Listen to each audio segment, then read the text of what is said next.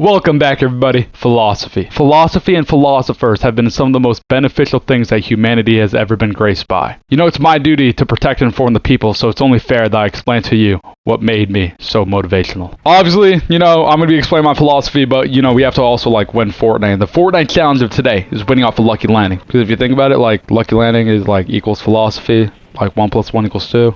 It's time to get back to the serious stuff. Alright, first we have to explain my main philosophy I think everybody should follow. I think everybody should strive to become all that they can and more. This is going to be one of my main points for all the philosophies I explained today, but I think settling for mediocrity is the biggest downfall that humanity can go towards. I'm going to be completely honest. I'm just going to rip the band-aid off right here and right now, bro. The whole reason I haven't been locked into this last week is because of that, bro. I've been procrastinating this whole time, and I settled for mediocrity when I shouldn't have. Procrastination is the absolute killer of humanity, alright? And before I go deeper into that, I have to explain what happened during this last week, okay?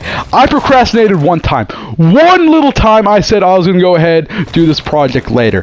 But instead, it led to me a week later being afraid to go ahead and get up because I dug myself into a hole. I dug myself so deep into a hole that I thought it would be harder to dig myself out rather than just living inside the hole for the rest of my life. The whole reason why oh my gosh, is that a flipping scar? Yo! Who left this on the flipping ground? Anyway, the whole reason why procrastination is the absolute killer of humanity is because we are limited as humans by time. We are subjected to time, and that's our whole downfall. Instead of taking control of their own lives, people let the entropy of the universe decide their fate. So when you add procrastination on top of that, on top of our limited existences, you screw yourself over and you screw humanity over. You can be nihilistic about it as you want, but every single person has their role in humanity if they truly choose to be, alright? You all have a purpose, but your purpose is to find that purpose. That is literally the first step of every human being, is to find your purpose of yourself and where you lie in the universe. Yo! I found a flippin' spaceship, bro. What the heck? Yeah, this is sick. Procrastination, as a lot of people know it as, could also be interpreted as the sin of sloth. Good damn Gilbert. Ah! I'm at 19 HP. There's something about the 7 sins of humanity, sloth included, that could be beneficial towards society, and I feel like nobody else really pays attention to it. Each of the 7 deadly sins can fundamentally be used to change who you are as a person for not only the better, but also for humanity. This guy's trying to snipe me, bro. I'm not in the mood for your bullcrap. Great, I'm just out of fall damage, yo. I need to just hop off. Oh, I gotta leave. This might be my main driving source for who I am as a person, but I fundamentally believe that controlling your sins is more powerful than not using them. There are 3 types of people in this world. There's people who lose themselves and become less human than human by falling to their own desires.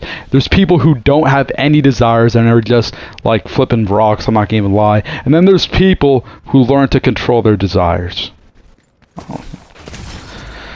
I fundamentally believe and I fundamentally know people without any desires do more damage to humanity than people who do bad things with their desires. The reason I say that is this, right? If you don't have any desires and you don't do anything with humanity, you don't do anything for humanity. Instead, you just leech off of it, okay? At least with the people who have bad desires and do terrible things, at least they do something decent for humanity by providing beneficial knowledge of what not to do. A better example is this, okay? If nobody had any desires, if humans did not have desires, we wouldn't be human and we would be equivalent to animals. The only reason we are here right now, as developed as we are as human beings, is that somebody desired to be more than they were. And that's why my ultimate and my most powerful philosophy that I live by personally, my whole motto as the Kingpin, is to become all that you can and more. Let's go back to the 7 deadly sins, okay? People call them and refer to them as the 7 deadly sins because they are the downfall of humanity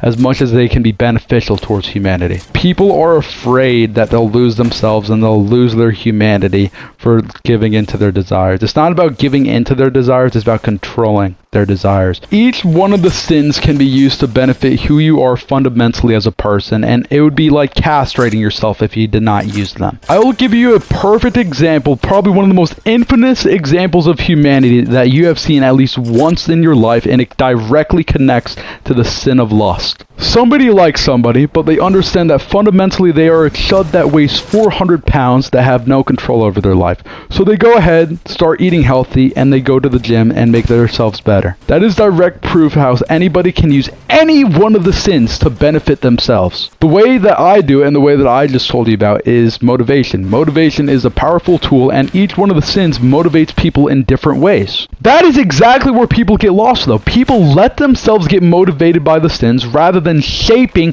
the motivation that they need to gain out of it. Let's talk about gluttony for a second. Y'all might not think that you can do anything with gluttony. It's like just there to chud max you. No. Listen to me. Sorry. I'll tell you exactly how to use gluttony and sloth in a single example, alright? You haven't earned it. You haven't earned it for today. You haven't done all the stuff that you needed it to do. You haven't earned the right to chill back and relax, okay? So go ahead, get all your stuff done, and then go ahead, you earn the right to relax. Think of how powerful the motivation to just relax is, bro. Like, you want to go ahead, chill back, and relax, so might as well get all your stuff done first, and then it'll feel so much better to relax knowing that you got all of your stuff done. You also earned it too, bro. You literally earned it. You literally earn it in that example. You go ahead, grind out all the stuff that you needed. Might as well also open up a bag of popcorn, bro. Here's the problem, though. If you don't actually apply it, you don't apply the action to the meaning, then the whole thing is useless. That's where the sins become sins.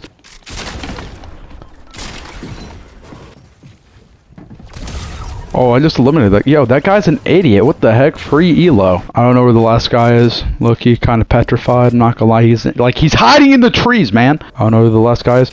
Wait, there he is. That's the last guy. That's the last guy. Oh, he's hiding in the tree now. How much health does he have? Come on. Hey, buddy, please, I want to win. I would like to win. Yeah! That's how you be philosophical, motivational, and like smart at the same time. But you all know I'm all three of that. You guys remember earlier how I was talking about how I lost to procrastination? I lost myself to sloth. I didn't earn the right to rest. I didn't earn the right to just skip a week of doing bull crap. I didn't do my stuff that I needed to do, and I got screwed over because of that, because I let myself get controlled by sloth. Y'all remember when Kobe Bryant said job's not finished? He didn't let the dopamine hit yet until the job was finished. He didn't take that break to relax, just enjoy a nice little win. The series wasn't over. He still had games to win. He didn't let the sloth control him. So far we've talked about sloth, lust, and gluttony, but I believe the most powerful and the most beneficial thing humanity has ever used and has continued to use has been envy. Everybody you have ever known and every successful person you've ever heard of has been an envious person. Oh my gosh, I hit that. Alright, I understand that fundamentally I do not speak for anybody. Okay, great. Oh my gosh, I'm just on a roll. Above all else, I'm an empathetic person, but I'm also deeply analytical, and I understand that fundamentally, one of the first things we do as human beings coming into this world is that we look up to our parents. We look up to our guardian to go ahead and advance as human beings, as animals in this world. Every animal does this with their guardian. They understand logically from them. They understand and adapt from them. I guess you can make the claim that what I just said, it's just like a natural animalistic instinct to look up to your guardian, but at the same time it is fundamentally a desire to go ahead and be like them. Let me give you one of the best examples for envy, okay? Most successful people have looked up to somebody as successful as them, if not more successful than them in their past. Look, what the heck? Infinity Blade. Listen, I'm gonna be humble, I'm not taking that. I think it's a bit of a stretch for me to say every successful person, but I think every person who has wanted to be successful was an envious person. Wow, that was just a terrible attempt. Oh my god! What the heck? I'm envious of the person that I know I can become, and that's oh my gosh, bro. Like, are you serious, bro? Little does bro know that I'm right here. Oh, never mind. He knows. I just lost off my pride. That's a perfect example of how you can lose yourself. If people weren't envious of the great people from before, then nobody would be greater than them. Why are people landing with me? I'm not going to get into all the sins, so I'll wrap up by saying my main conclusion of envy is that if people weren't envious of the great people who came before them, then we would never advance as society. Some of you might say that because fundamentally you view them as sins, that we shouldn't use it. Now, this might be my best quote of all time, although I wouldn't be surprised if somebody came up with it before me. Is it the knife or the purpose of the knife that matters? Think about it. A knife is a tool. You could use it for gardening, you could use it for carving, or you could use it for bad. Unfortunately, as humans, it's in our nature to confuse the vessel for its contents and mistake the part with the whole. But it all comes down to perspective and what the purpose of using that vessel is for. People look at what monsters do with specific vessels and they mistake the vessel for the purpose. All in all, I think you'd be doing yourself a complete disservice if you were to get rid of all your desires and not try to control them. But I don't control you. This was all about me telling you how I feel about certain things and my philosophies and what I view life as.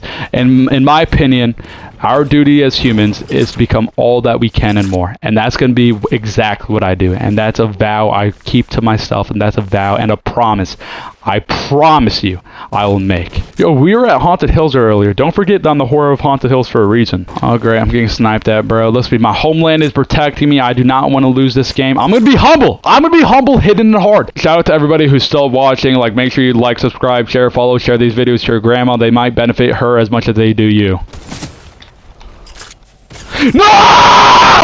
Oh, well, you know, it was all actually a part of the plan. I don't know what to say. You're welcome for the motivation. Never lose, never give up on your dreams. You're welcome. Have a great day.